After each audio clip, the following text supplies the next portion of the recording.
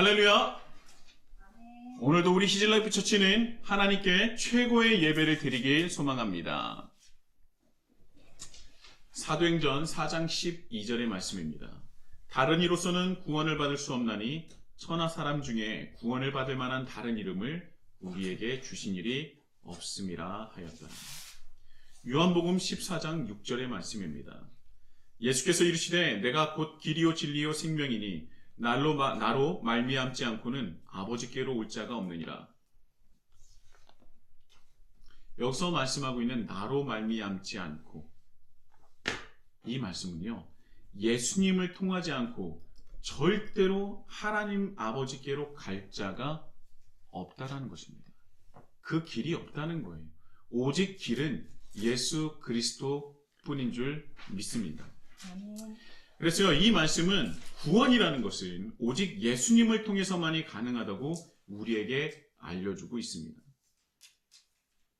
네, 맞습니다. 하나님께서는요, 다른 이로서는 구원을 받을 만한 이름을 그 다른 이름을 우리에게 주신 일이 없습니다. 오직 예수 그리스도를 통하여지만이 구원을 받을 수 있습니다. 예수님을 믿고 의지하는 자만이 하나님께서 우리에게 주시는 그 구원의 귀한 선물을 받을 수 있는 줄 믿습니다. 예수님을 통해서만이. 우리가 이것을 꼭 잊지 않았으면 좋겠습니다. 자, 그런데요, 예수님을 믿는다는 것은요, 예수님을 하나님의 아들이요, 또 그리스도로 고백하며 더 나아가서 그리스도이신 예수님께서 말씀하신 대로 가르쳐 주신 대로 살아가는 것을 말합니다. 다시 한번 말씀드리지만 예수님을 믿는다는 것은, 하나님을 믿는다는 것은 무엇이냐? 예수님을 살아계신 하나님의 아들이시요, 그리스도시요 라는 것을 고백하고 받아들이는 것뿐만 아니라 그 예수님께서 말씀하신 대로 그대로 지켜 살아가는 사람이 바로 예수님을 믿는 것이고 믿는 사람인 것입니다. 제가 늘 강조하는 것이지만 믿음이라는 것은 예수님을 그리스도로 고백하는 것으로 끝나는 것이 아니라는 거예요.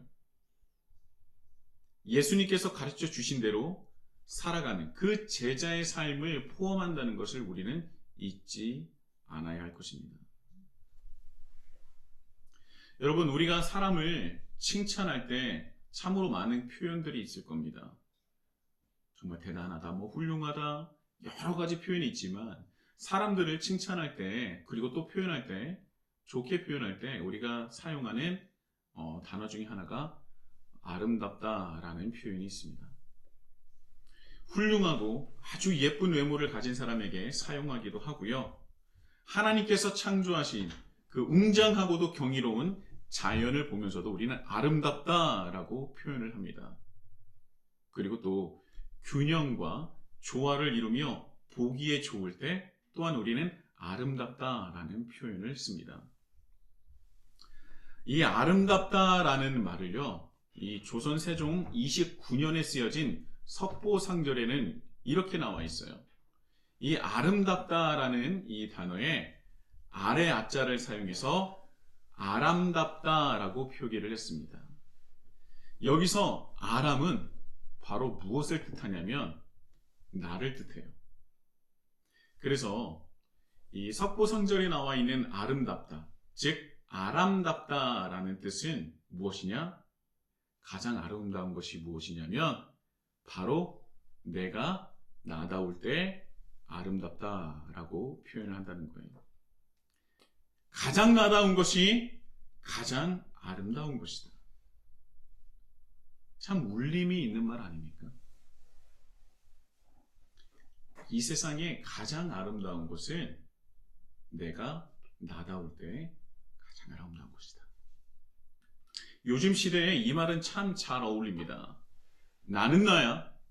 나니까 나를 위해서 내 마음이야. 내 마음이 가는 대로, 네가 하고 싶은 대로, 이 나라는 것을 강조하는 이 시대에 이 아름답다, 석보상절에 나오는 이 아름답다, 아람답다의 뜻은 참 절묘하게 맞아떨어지는 것 같아요.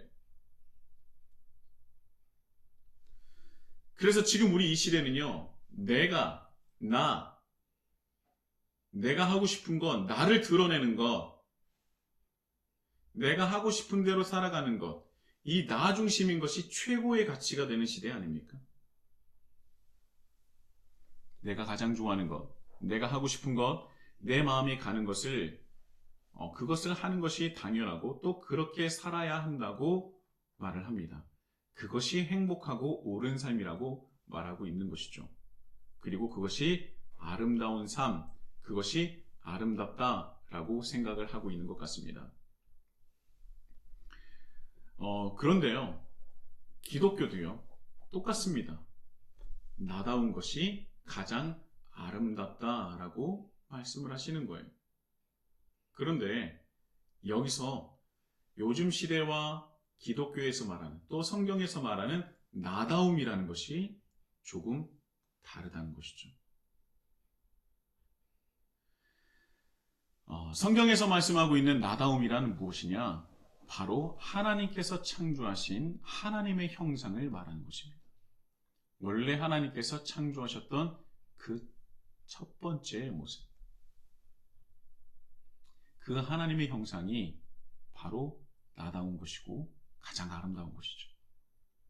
자, 우리 모습 속에 하나님의 형상은 어느 정도 남아 있습니까?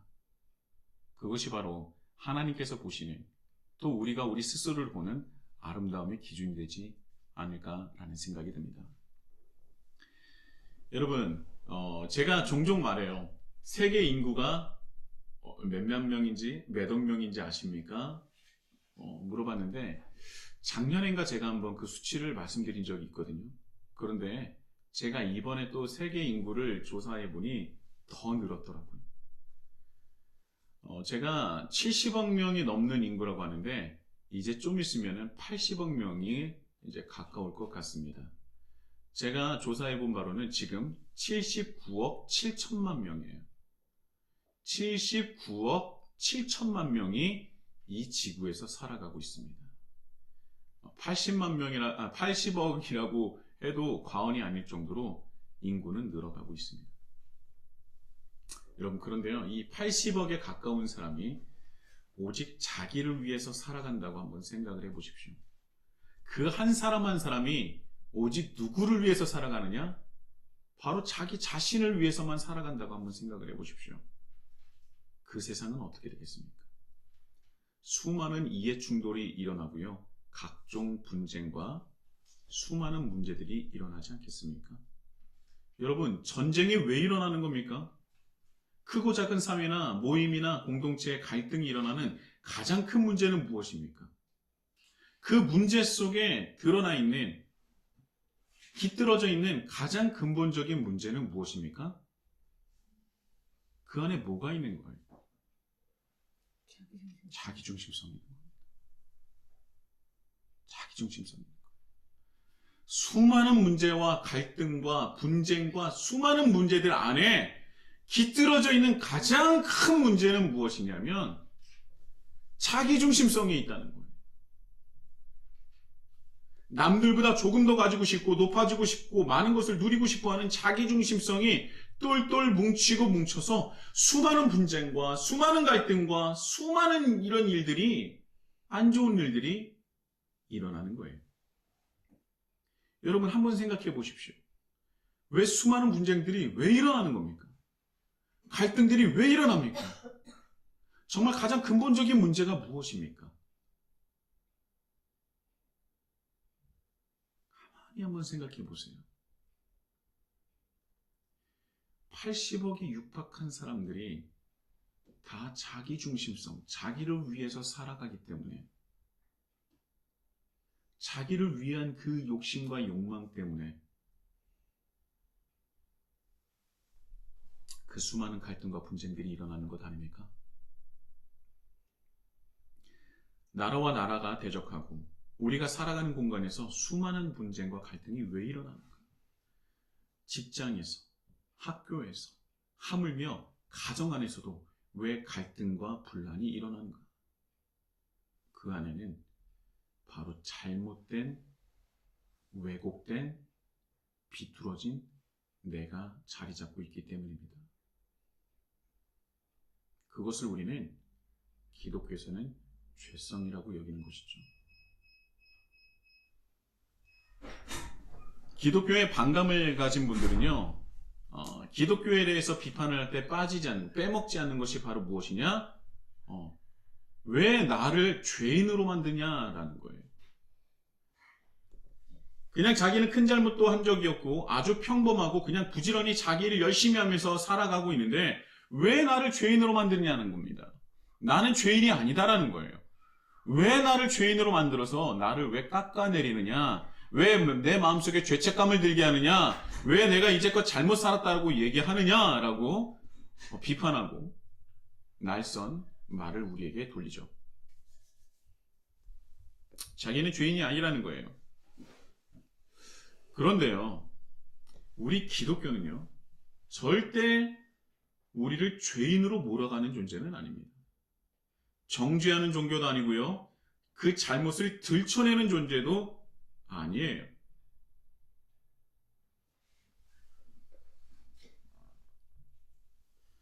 그런데 제가 이거 하나만 짚고 넘어가겠습니다. 우리나라는 법치국가예요. 법치국가의 사전적인 의미는요, 국민의 의사에 따라 만든 법률에 의하여 다스려지는 나라. 일반적으로 국민의 기본적 인권이 보장됨을 원칙으로 하여 권력 분립주의와 자유주의적 원리를 따르는 나라. 뭐가 뭔지 모르겠죠? 네. 찾아보십시오. 그럼 읽어보면 이해가 갑니다. 자, 그렇다면요, 이 법치국가는요, 법치주의를 근간으로 하는 나라예요. 그렇다면 법치주의의 사전적인 의미는 또 무엇입니까? 법치주의란 법에 의한 지배를 의미한다.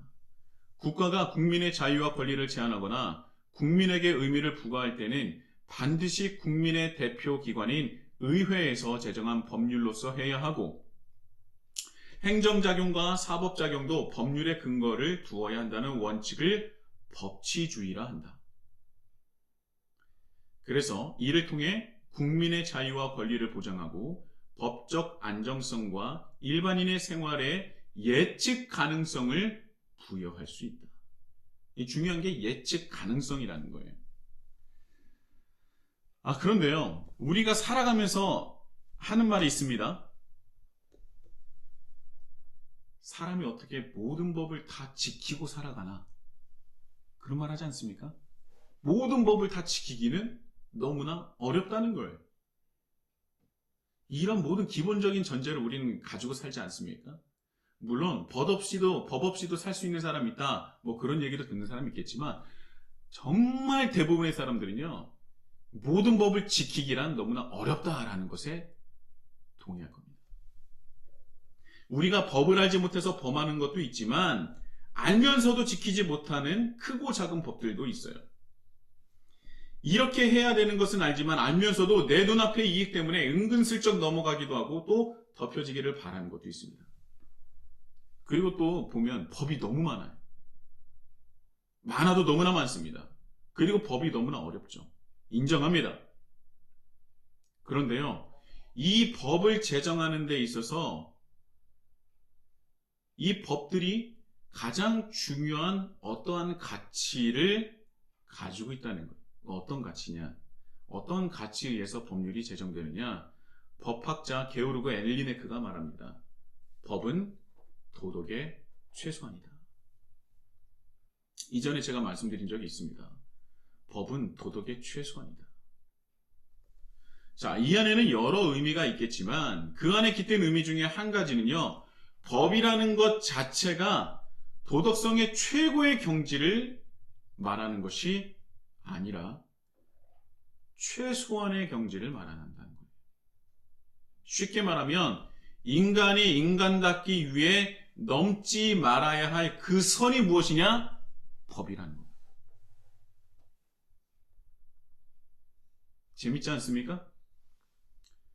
인간이 인간답기 위해서 넘지 말아야 할 그 선이 있는데, 그 최소한의 선이 있는데 그 선이 바로 무엇이냐? 법이라는 거예요. 그래서 우리가 법을 잘 지키면서 살아간다는 것 자체가 우리의 도덕적인 우월성을 나타내는 것이 아니라는 겁니다. 인간이 인간이기 위해 최소한의 도덕을 지키며 살아가는 것을 의미해요. 그러니까 한마디로 말하면 법도 지키지 못하면 인간도 이렇게 되는 거죠. 법이 모두 다 선하다는 것은 아닙니다. 잘못 제정된 법도 있을 수 있고요. 우리가 흔히 말하는 악법도 있을 수 있습니다. 그리고 그것을 악용해서 선의의 피해를 받는 사람들도 있겠죠. 당연히 있습니다.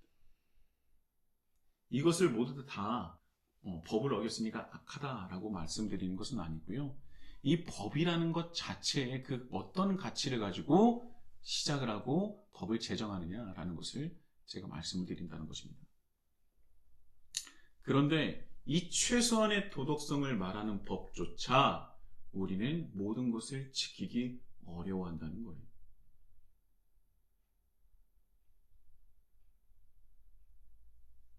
그런데요, 이 법을 지키지 못하는 가장 큰 이유 중에 하나가 바로 무엇이냐면 자기중심성이라는 겁니다.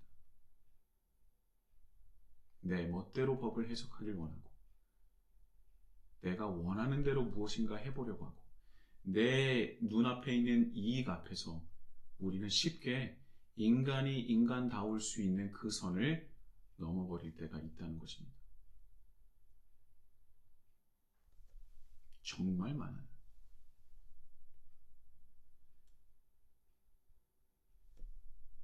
법망을 약간 피해서 편법적으로 살아가는 사람들 너무 많지 않습니까? 정말 이런 사람들이 도덕적으로 우월하다고 할 수 있을까요? 법을 잘 지키고 자기중심적이지 않고 선하게 사는 사람이라고 볼 수 있을까요? 우리는 잘 알고 있습니다. 게오르그 엘리네크가 말한 것처럼 이 법이라는 것은 최소한의 윤리만을 보장하는 거예요. 그런데 우리는 그 법조차 지키기를 버거워합니다. 그것이 현실이라는 것이죠. 기독교가 우리를 죄인으로 몰아가는 것이 아니라 어떻게 보면 우리 스스로가 최소한의 윤리, 도덕성조차 지키기가 매우 힘들어하는 존재가 아닌가라는 생각을 합니다.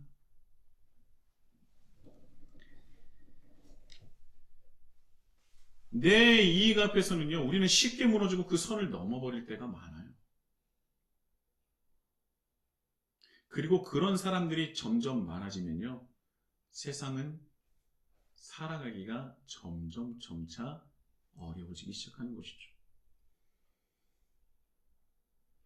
80억 명이 육박하는 사람들이 자기 자신만을 위해서 살아간다면 이 세상이 어떻게 되겠습니까?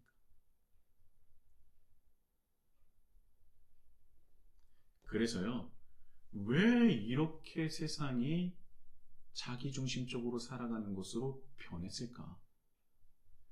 왜 이렇게 수많은 갈등과 분쟁과 문제들이 창궐하는 것일까?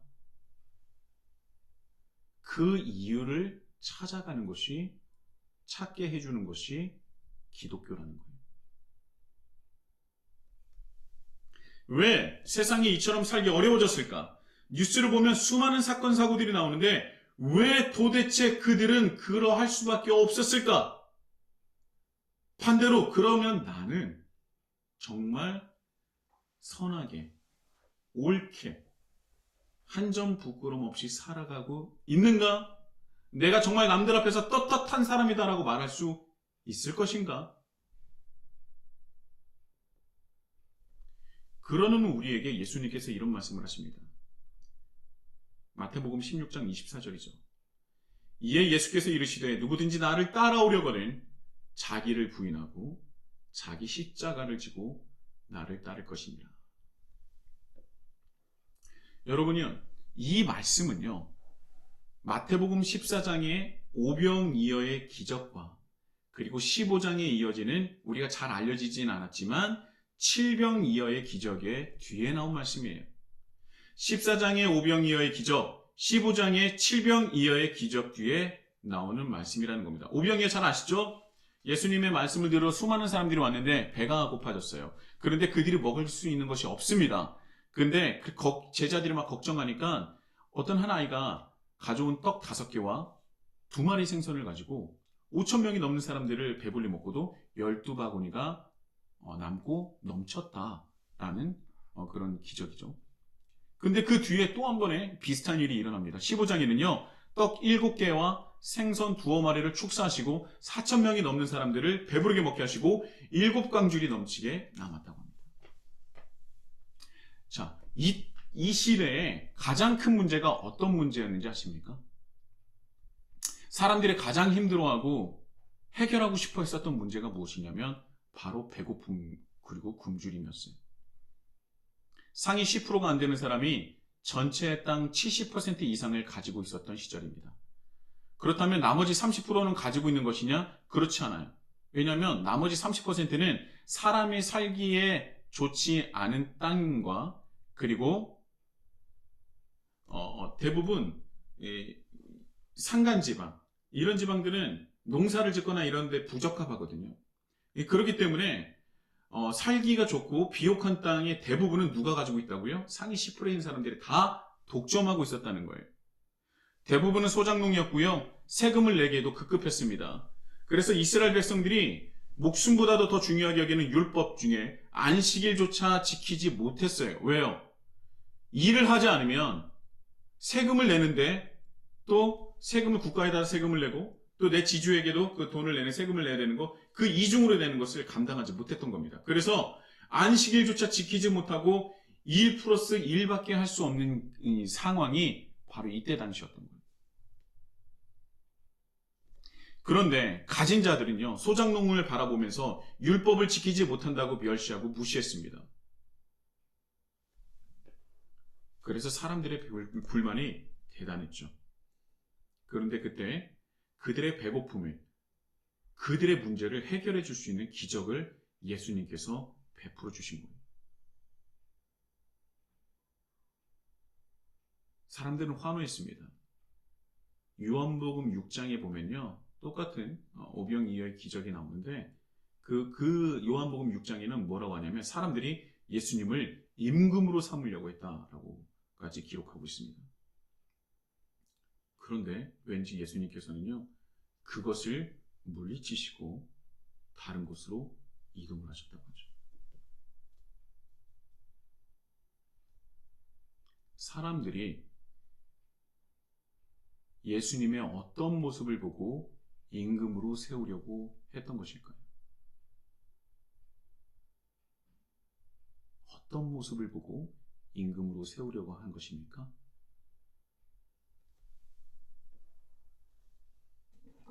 그들은요, 예수님을 메시아라고 아직까지는 여기지 않았던 것 같아요. 왜냐하면 오늘 말씀에 보면 이렇게 말씀하십니다. 수많은 이적과 기적을 경험한 이스라엘 백성들이 나를 누구로 하느냐라고 물으세요. 근데 그 사람들이 어떻게 얘기합니까? 세례 요한, 더러는 엘리야, 어떤 이는 예레미야나 선지자 중에 하나라 하더이다 라고 말합니다. 그러니까 이들이 예수님을 임금으로 세우려는 이유는 우리가 기다렸었던 메시아가 아니라 자기의 문제를 해결해 줄 수 있는 사람으로 여겼던 겁니다. 그래서 여기서는요, 이들의 자기중심성이 드러나는 거예요. 내 배고픔을 해결해 줄 수 있는 사람. 그래서 예수님은 그들의 요청을 받아들이지 않으신 겁니다. 만약에 이들의 요청을 받아들여서 임금으로서 그 안에서 스스로 하셨다면 어떻게 됐을까요? 오히려 사람들을 더욱더 자기중심성으로 똘똘 뭉치게 하는 그 결과를 초래할 수도 있었을 것입니다. 그래서 예수님께서는요, 그렇다면 너희들은 나를 누구라 하느냐?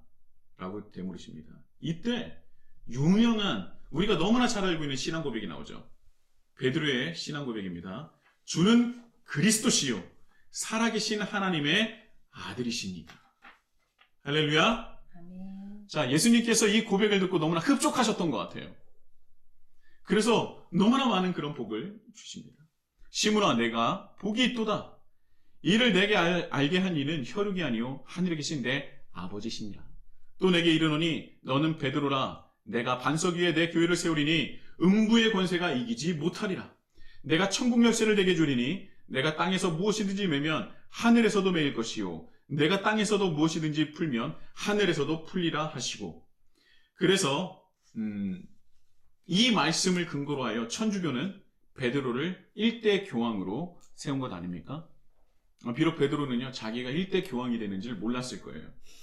예, 근데 나중에 이제 1대 교황으로 천주교에서는 베드로를 세우고 2대 교황으로 바울을 세우죠.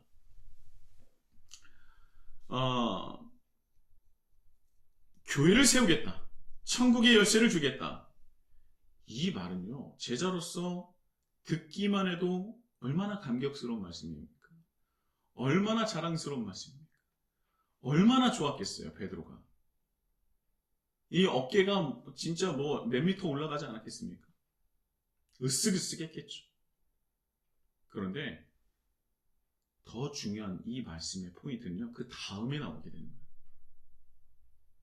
예수님께서 그 말씀을 하시고, 예수께서 자기가 예루살렘에 올라가 장로들과 대제사장들과 서기관들에게 고난을 받고 죽임을 당할 것과 그리고 제3일에 부활할 것을 말씀하시죠. 예수님께서 그렇게 말씀하십니다. 그리고 이 말을 들은 베드로가 다시 말합니다. 베드로가 예수를 붙들고 항변하여 이르되 주여 그리마옵소서. 이 일이 결코 주께 미치지 아니하리이다. 자, 어떻게 보면은 베드로가 예수님을 굉장히 걱정한 것처럼 들려요. 예수님 같은 분은 고난을 받으시면 안 돼요. 죽으시면 안 돼요. 걱정하는 것 같습니다. 그런데 예수님께서 하신 말씀을 보니까 베드로의 중심이 나를 걱정하는 것이 아닌 것을 알게 됐었죠. 그래서 이렇게 말씀하십니다. 사탄아, 내 뒤로 물러가라. 너는 나를 넘어지게 하는 자로다.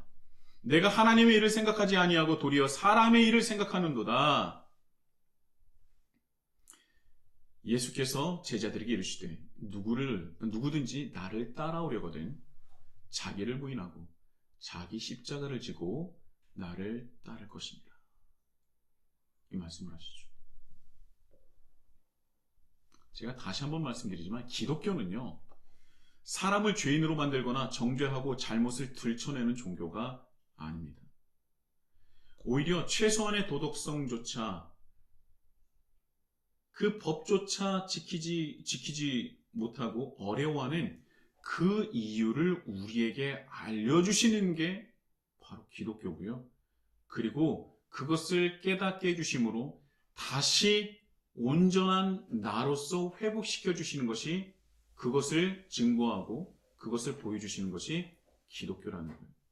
다시 한번 말씀드리지만 기독교는요, 사람을 죄인으로 만들거나 정죄하고 잘못을 들춰내는 종교가 아니라 오히려 최소한의 도덕성을 보장하는 법조차 지키지 못하는 그 이유를 알려주시고, 그리고 온전한 나로, 가장 아름다운 나로 회복시키고자 하는 것이 바로 기독교라는 것입니다. 그것이 바로 하나님의 은혜요, 하나님의 사랑이라고 말씀하는 것이죠. 사람은요, 당연히 내 일에 집착할 수밖에 없습니다. 내 이익에 집착할 수밖에 없어요. 하나님을 믿는다는 우리도 마찬가지입니다. 하물며 베드로는요, 그런 신앙 고백을 했는데도 불구하고 얼마 지나지 않아서 자신의 뜻과 자신의 생각과 다르게 고난을 받으며 죽어야 한다는, 예수님께서 자신이 죽어야 한다는 말을 듣고 예수님을 붙들고 항변하지 않았습니까? 여기서 항변하다라는 헬라어 에피티마오는요, 꾸짖다, 책망하다, 비난하다는 뜻을 가진 아주 강력한 단어예요. 감히 제자가 스승에 사용할 수 없는 단어입니다.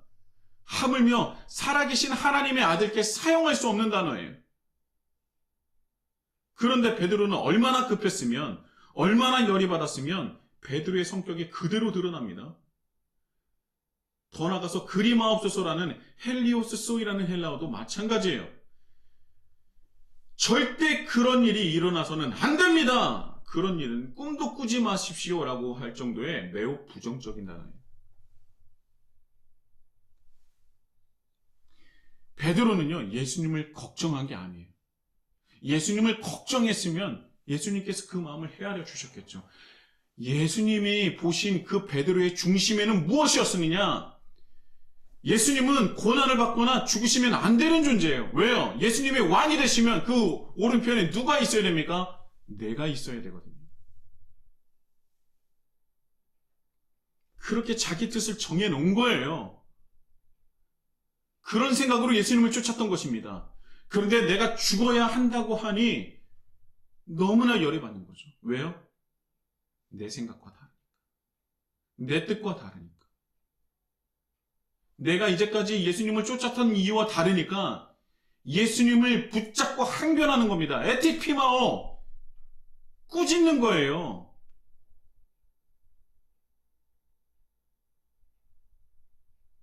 책망하고요. 비난하고 있습니다. 그런 일이 일어날 꿈도 꾸지 마십시오라고 얘기하는 거예요.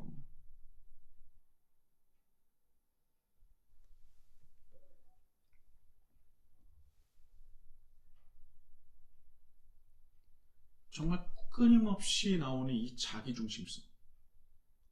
예수님을 믿는다고 하지만, 예수님을 따르는 제자라고 하지만 베드로마저도 이렇게 자기중심성에서 벗어나지 못하는 모습을 우리에게 보이지 않습니까? 우리라고 절대 다르지 않아요. 그런데 이때 우리는 잊지 말아야 할 것이 있습니다. 예수님께서 왜 이 땅에 오셨습니까? 예수님이 왜 이 땅에 오셨어요? 예수님께서 이 땅에 오신 이유가 무엇입니까? 우리는 이 말을 들으면 자동반사, 무조건 반사로 얘기하죠. 우리의 죄를 위해서, 우리의 죄를 용서해 주기 위해서. 네, 맞습니다. 그런데요, 여기서 끝나면 유치부 아이들과 별로 다를 것이 없어요. 예수님께서 이 땅에 왜 오셨습니까? 예수님께서 이 땅에 오신 이유는요, 우리를 다시 하나님의 형상으로 회복시켜 주시기 위해서 오신 거예요. 무엇을 위해서 회복시키시려고 하는 것입니까? 바로 그 답은 오늘의 말씀 23절에 나와 있어요. 너는 나를 넘어지게 하는 자로다. 내가 하나님의 일을 생각하지 아니하고 도리어 사람의 일을 생각하는도다. 자, 사람의 일에 집착하는 존재가 자기중심성으로 우리는 죄성 때문에 내 일에, 사람의 일에 집착할 수밖에 없는 존재가 되었어요. 그런데 이 말씀을 다시 보면 우리는 어떤 모습을 볼 수 있느냐? 우리는요, 하나님을 믿는 사람은 하나님의 일을 생각하는 사람이라는 것입니다. 하나님은 우리를 어떻게 보시니? 어떤 존재로 보느냐? 하나님의 일을 이뤄낼 수 있는 존재로 보신다는 거죠. 하나님은 우리를 죄인 취급하시고 죄를 들춰내시고 정죄하는 분으로 우리를 보시는 것이 아니라 오히려 자신의 일을 이뤄낼 수 있는 존재로 보신다는 겁니다. 이건 완전히 다른 거예요, 여러분. 세상 사람들이 기독교를 오해하고 있는 겁니다. 아니, 우리가 기독교를 오해하면서 그들에게 전했을지도 몰라요. 우리의 죄 때문에 이 땅에 오신 겁니까? 맞습니다. 그런데요, 왜 오셨냐고요? 진짜 왜 죄를 왜 사해 주시는 겁니까? 하나님의 형상으로 회복시키기 위해서 이 땅에 오신 거예요. 우리가 그것을 알려야죠. 하나님은 우리를 죄인으로 보시기보다는 자신의 일을, 하나님의 일을 이뤄낼 수 있는 존재, 이뤄낼 수 있는 존재로 여기신다는 겁니다. 여러분, 이게 기독교예요. 우리를 보잘것없고 죄인으로 보고 정죄하는 종교가 아니라는 겁니다. 놀랍지 않습니까? 이렇게 최소한의 도덕성, 최소한의 그 윤리조차 그 지키기를 버거워하는 우리를 하나님께서는 아니야, 너는 나의 뜻을, 나의 일을 이뤄낼 수 있는 존재야. 내가 너를 그렇게 창조했어. 그리고 그것을 회복하기 위해서 내가 너무나 사랑하는 독생자 예수를 이 땅에 보낸 거야.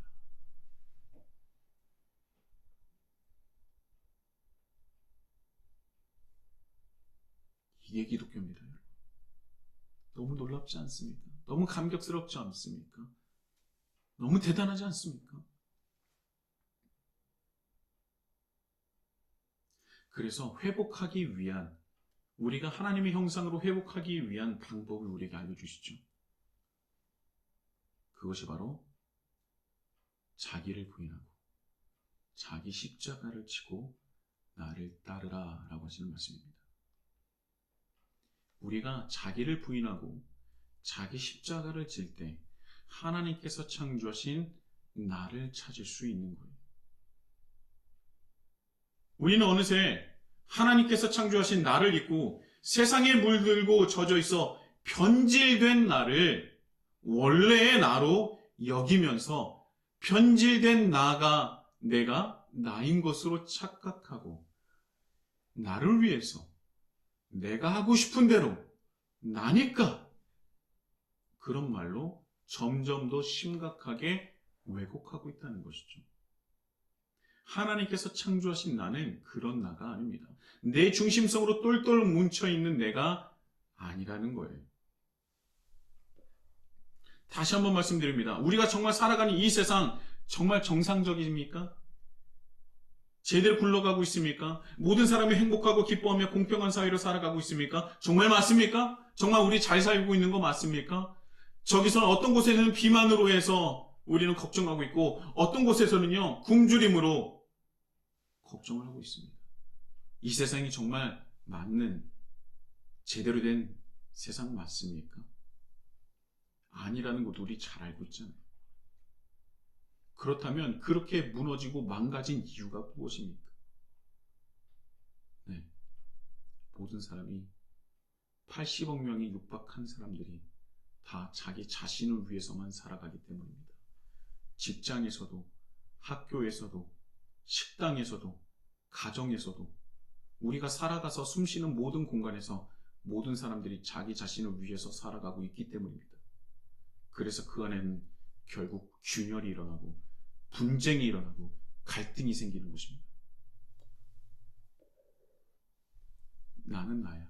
나니까. 나를 위해서 내 마음이야. 내가 하고 싶어서 이런 것들을, 이런 왜곡된 나를 강조하고 또한 그것이 최고의 가치가 되고 있는 이 시대는 시간이 가면 갈수록 어쩔 수 없이 점점 악해지고 이기적이며 갈등과 분쟁과 이 모순으로 더욱더 커질 수밖에, 가득 찰 수밖에 없다는 것입니다.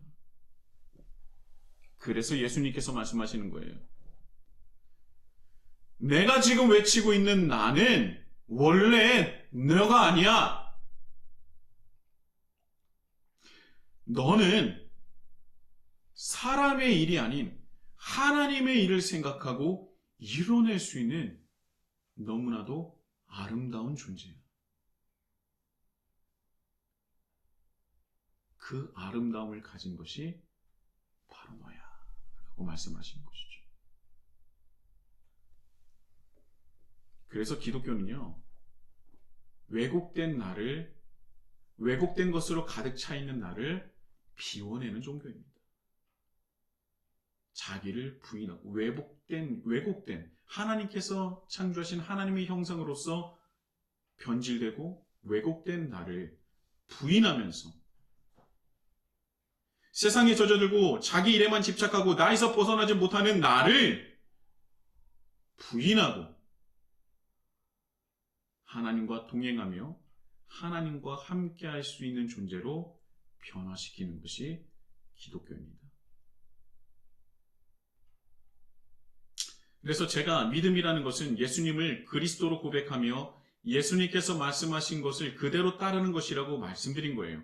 이것이 믿음이고 이 믿음은 구원과 직결되는 것입니다. 서로 떨어져 있는 것이 아니에요. 여러분, 어떤 것이 가장 아름답습니까? 어떤 것이 가장 아름다운 것입니까? 하나님 보시기에 어떤 것이 가장 아름다운 나입니까? 바로 하나님의 일을 생각하고 예수님께서 우리에게 말씀하신 대로 살아가는 것, 자기를 부인하고 자기 십자가를 발견하고 나의 왜곡된 나를 비워내고 하나님의 것을 채우는 것이 가장 아름답고 아름다운 나인 줄 믿습니다. 그리스도인은요, 자기 자신을 위해서 살아가는 존재가 아니에요.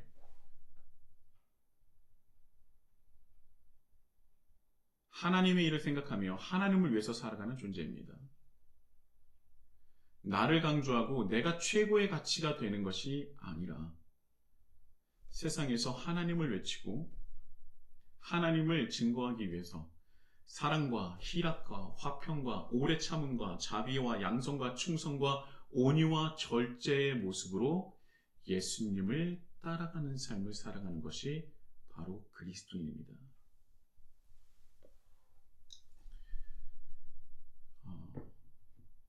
우리 앞에 좌우에 있는 분들과 한번 같이 고백해 볼까요? 당신은 아름다우십니다. 당신은 아름다우십니다. 당신은 아름다우십니다. 아름다우십니다. 당신은 아름다운 존재입니다. 아름다운 존재입니다. 혹여 이 가운데 하나님께서 만드시고 하나님께서 창조하신 그 아름다움을 이루신 분이 계시다면 오늘 이 예배를 통하여 오늘의 말씀을 통하여서 그 아름다움을 회복하시고 놀라운 구원을 이뤄나가시는 우리 히즐라이프 처치가 되기를 예수님의 이름으로 축복합니다. 아멘.